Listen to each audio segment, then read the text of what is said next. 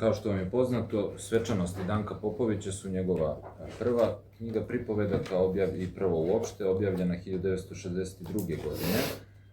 Dakle, sa 34 godine ju je objavio. Objavljena je u Nolitu. Ona kao prozna knjiga je objavljena u specifičnom poetičkom kontekstu. Dakle, prethodnih godina ili iste godine objavljeni su recimo jedan izlazak Radomira Konstantinovića, Crveni petao leti prema nebu Bulatovićev, Vidljivi i nevidljivi čovek Bore Ćosića, Hajka Mihajla Lalića nešto pre, takođe nešto pre je i Kišova mansarda, Dobrica Ćosić je već objavio više svojih dela, Antoni Isaković je objavio iste godine Pa prati vatru, dok je istovremeno recimo Popović svoje knjige objavio pre Selenića ili Dragoslava Mihajlovića, što dakle pokazuje da je u pitanju knjiga koja je izašla već nakon što se desilo takozvano raslojavanje, ali i stapanje realizma i modernizma, pri čemu moj lični stav, i obrazložit ću zašto, jeste da Popović kao autor u izvesnom smislu prolazi mimo njih, što se i videlo u prvobitnoj recepciji ove knjige, u smislu da je došlo do izvesnog nesporazuma, da tako kažem, kritičara u odnosu na ono što predstavlja srž pripovednog sveta u svečanosti. Ugrubo gledano, dakle, i modernizam i realizam imaju svog tipskog junaka, što u teoriji, što u praksi, odnosno kroz predstavu borca i predstavu novog čoveka, gde modernizam predstavlja i novog jugoslovenskog čoveka u novom društvu koji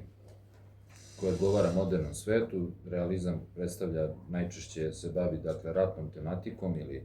istorijskom, međutim, u toj perspektivi postavlja se pitanje koga predstavlja Danko Popović u zbirci Svečanosti. Ako gledamo kroz sadržaj knjige i po pripovetkama, njegovi junaci predstavljaju bivše, recimo, komandante, komuniste i onu drugu poraženu stranu. Tu su recimo očevi poraženih snaga ili bivši bogataši koji će se kasnije javljati i u drugim delima, kao što je recimo Lazar Čarapić. Tu su posleratni funkcioneri, Solunci su prisutni u više pripovedaka, dakle veterani Prvog svetskog rata, što pokazuje da Danko Popović često ne bira za junake posleratnog ili ratnog heroja, već naprotiv, dakle, njegov konstantni junak je podjednako i predratni čovek, i to prikazan na vrlo specifičan način. Kada kažem predratni čovek, to ne mora samo da podrazumeva predratnog u smislu pre Drugog svetskog rata, već u jednom dužem kontinuitetu, jer je zapravo rat, kao jedna od dominantnih tema u ovoj prozi, predstavlja istovremeno i tačku preokreta, tačku u kojoj se menjaju određene matrice kulturne, civilizacijske, i u tom kontekstu je recimo njegov doživljaj rata u strukturnom smislu srodan, na primjer, doživljaju rata u prozi između dva svetska rata, dakle po tom akcentovanju temeljne promene. Međutim, kada sam rekao da su ti junaci prikazani na specifičan način, tu dolazimo i do pitanja pripovedača u ovim pripovedkama. Dakle, formalno gledano, on je uvek u prvom ili u trećem necu, ali je gotovo uvek deo sveta koji pripoveda. Dakle, bez obzira na to da li je takozvani objektivni pripovedač ili subjektivni, on je uvek deo sveta koji je pripovedan. Neretko je svedok ili posmatrač ili deo lokalne zajednice, to se najbolje vidi recimo u pripovetki koja zatvara ovu zbirku, u pitanju je Svadba, nju je prenosio i svoje izbore pripovedaka u kasnijim izdanjima izabranih ili sabranih dela, i ta činjenica je vrlo značajna zbog toga što pokazuje da ne postoji ona vrsta objektivne distance karakteristična za takozvani realizam između pripovedača i sveta koji nam predstavlja. Međutim, činjenica da je on deo tog sveta nam se otkriva na različite načine koji su vrlo interesantni. Najpre u pitanju je, to sam definisao kao odsustvo truda ili napora da preciznije kontekstualizuje svet koji opisuje. I ovo je vrlo važan detalj. Naime, bez obzira na to što postoji niz elemenata u deskripciji prevashodno koji pokazuju u kom arealu pripada ovaj svet, bez obzira na to što je jezik junaka, premda u ovoj prvoj pripovedci ne toliko diferenciran, u prvoj knjizi ne toliko diferenciran kao u potonjim, ali postoje, da tako kažem, namerne nepreciznosti u deskripciji. Dakle, pripovedač se, izbjegavajući da preciznije kontekstualizuje svet koji opisuje, a istovremeno ga individualizujući, recimo, kroz različite lokalitete, pripovedač se čitaocima obraća kao da su sugrađani. I to je vrlo interesantan moment, kao da, dakle, i čitalac pripada tom svetu koji je predstavljen u ovim pripovetkama, i što podrazumeva, dakle, da bi neki potencijalni čitalac morao da zna već o čemu se radi. Dakle, to je jedna vrsta istovremene i univerzalizacije i partikularizacije. Kada kažem univerzalizacije, tu prevashodno mislim na to, recimo, da kada pripovedač varošicu, dakle, kada stavi veliko V u reč varošica, tu vidimo, dakle, da on poseže za jednim realističkim postupkom, gde se od jednog konkretnog protomesta pokušava se napraviti nešto što bi bilo univerzalna varošica, dakle, varošica kao takva. Međutim, pošto je, naravno, i sama srbijanska kultura dosta raslojena u sebi i ne može se pod isti tip staviti varošica, recimo, u prečanskim krajevima ili jugoistočnim ili šumadijskim, to, dakle, recimo, jezik junaka, neke njihove osobine nam sugerišu da je u pitanju šumadijska varošica. Takva varošica, na primer, često može biti kontekstualizovana nekim blizinom neke reke, spominje se Morava, može biti kontekstualizovana određenim lokalitetom, kao što je slučaj u pripovedci Kad mesec zađe, dakle, zatvorenici posmatraju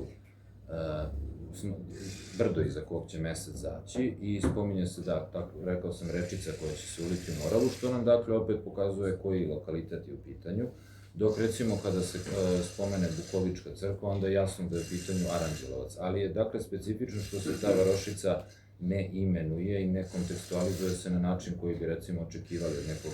realističkog pripovedača ili od pripovedača kome je stalo, recimo, da jedan lokalitet učini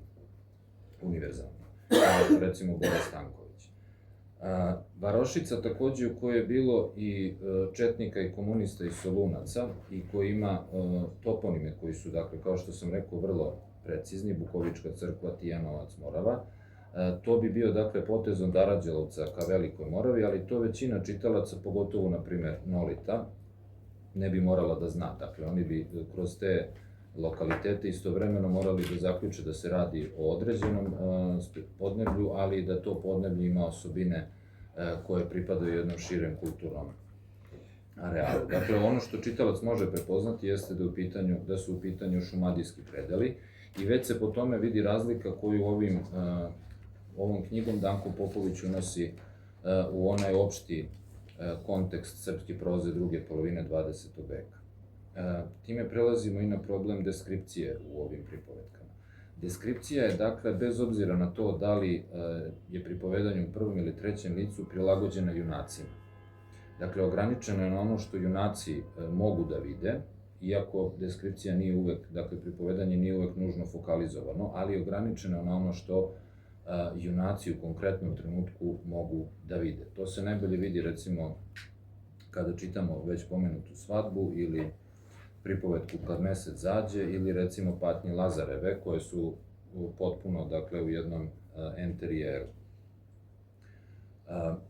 Ova činjenica, dakle, da je deskripcija prilagođena junacima, dodatno pojačava specifičan utisak jedne vrste igranja sa univerzalizacijom i partikularizacijom, jer pošto svi junaci pripadaju tom lokalnom arealu, oni vide ono što im je uvek poznato i nema potrebe, dakle, da unose detalje u to, nema potrebe, oni, dakle, ni pripovedač ni junaci ne moraju objašnjavati šta nešto znači, gde se šta nalazi, gde je taj areal, prosto, dakle, oni jedni i drugi obitavaju u jednom poznatom svetu i tu se javlja problem, dakle, jedne vrste kulturne komunikacije, kada neko ko ne pripada tom arealu čita zbirku svečanosti, on zapravo kao da ulazi u njihovu komunikaciju, u njihov svet, umesto da se pripovedač postavlja kao posrednik između tog sveta i spoljašnjeg. Međutim, činjenica i da je deskripcija prilagođena junacima pokazuje da su Danku Popoviću kao mladom autoru sudbine junaka u prvom planu. Na prvom mestu u pitanju je njihova biografija. Ona je neretko fragmentarno predstavljena. Dakle, vi ćete retko naći da se biografija ili prošlost jednog junaka iznosi na onaj način na koji iznosi u romanima i čitalac mora da je rekonstruiše iz detalja.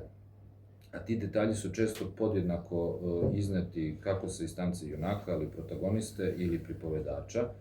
što pokazuje da je u pitanju jedan inherentno modern postupak. Recimo, ako biste čitali pripovetku Pad o Isidoru, starcu koji pokušava da spreči rušenje svoje kuće, vi biste tek iz replika njegove supruge, uz pojedino dobacivanje prisutnih seljaka, mogli da zaključite iz kakve je porodice Isidor, odakle je, gde je živeo, kako je ta kuća podignuta, koja su njegova opredeljenja politička, u kojim ratovima je učestvovao i kako posmatra taj novi svet nakon Drugog svetskog rata. U tom smislu, dakle, ova fragmentarizacija ključnih informacija o junacima zahteva jednu vrstu čitalačkog angažmana prilikom samog rekonstruisanja sveta, što je, kažem, inherentno modern postupak, ali ako gledamo opet, dakle, samu poetiku Danka Popovića, on, čini mi se, može biti i motivisan drugačijim razlozima. Sličan postupak je, recimo, i u Došljaku, možda i umetnički najuspelije pripovedci iz ove zbirke,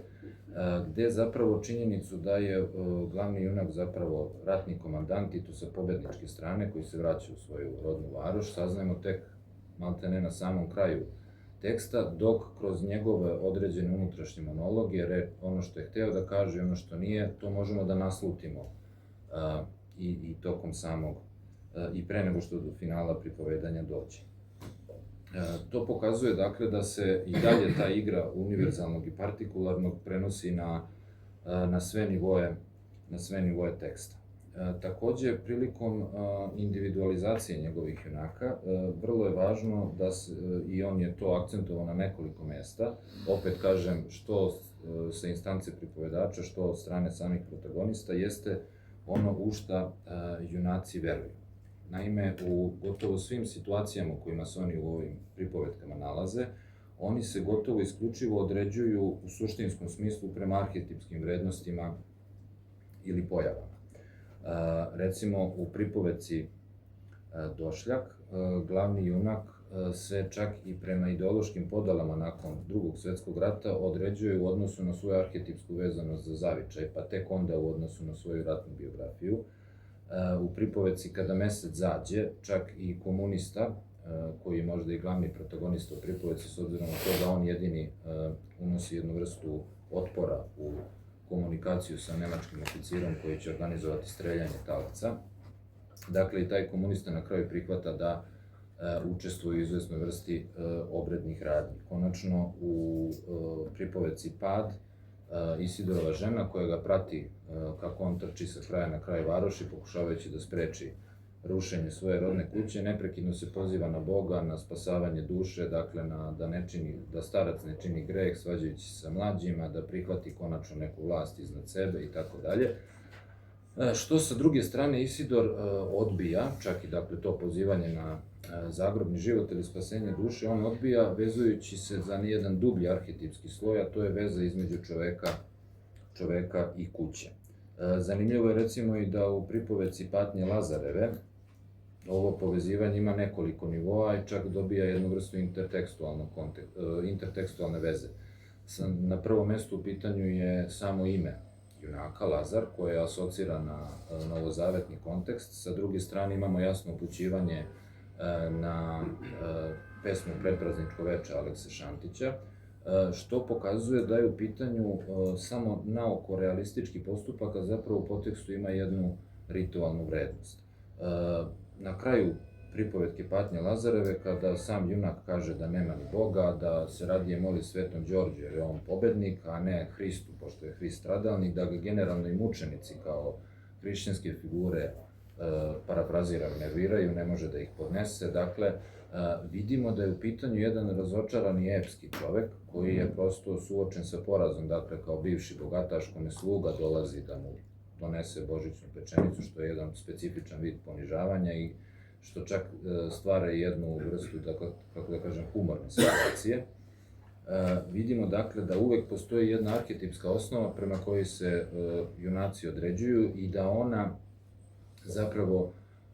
definiše njihove postupke, njihove činove. To se vidi, opet ponavljam, u pripovedci Kad mesec zađe.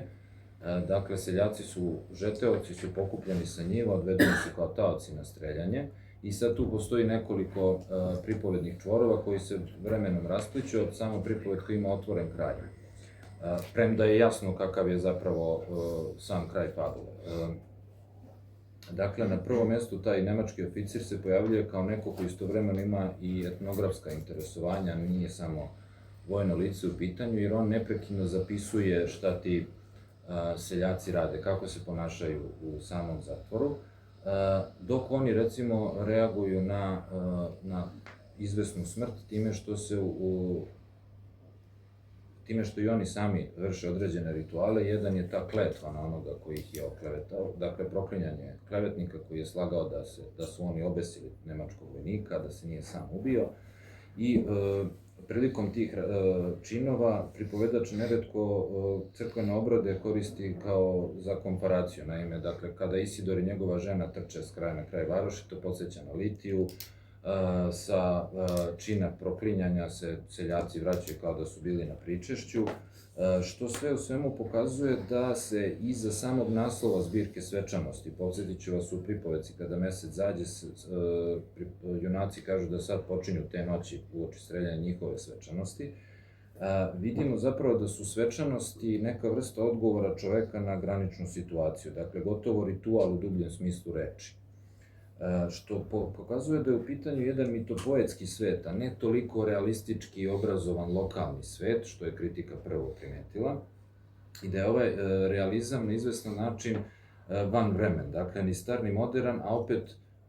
blizak modernizmu u onoj meri u kojoj otkriva drevna značenja, kao u Patnji Lazarevu i tako dalje. Istovremeno, recimo, erotsko je često postaje egzistencijalno određujuće, možda više u narednoj zbirci, što sve u svemu